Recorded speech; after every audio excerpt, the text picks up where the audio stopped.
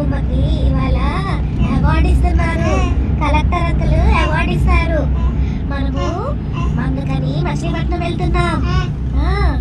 అప్పుడు అక్కడికి వెళ్ళి మనం అమ్మమ్మకి చీర్ చేద్దాం. ఓకే.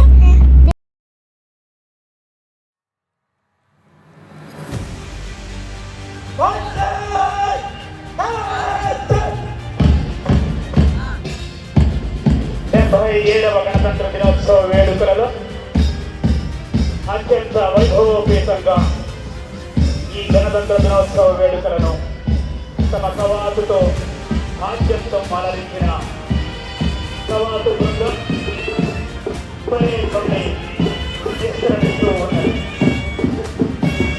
కవాతు బృందం విస్తరించిన అనంతరం స్వాతంత్ర సమర యోధులు గ్రామ వాస్తవ్యులు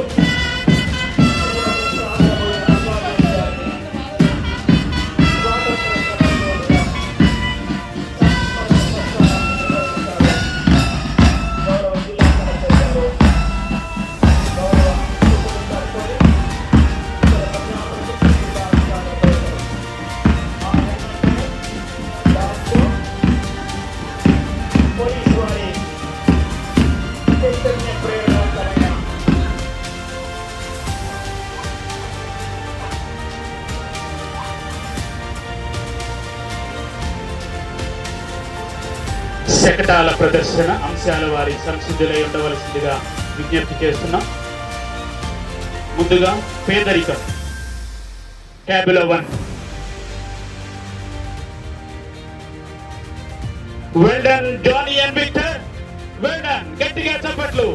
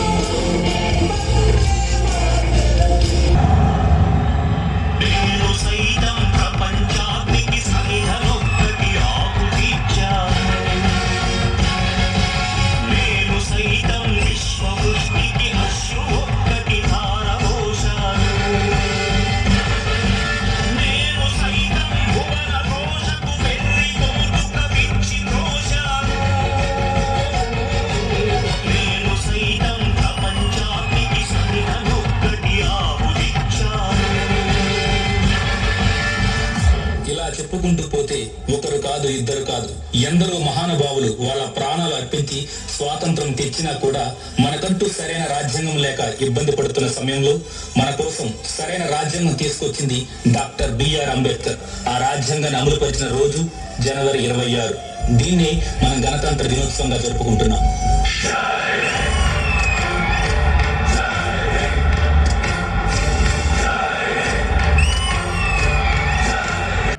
అమ్మా ఎలా ఫీల్ అవుతున్నావు?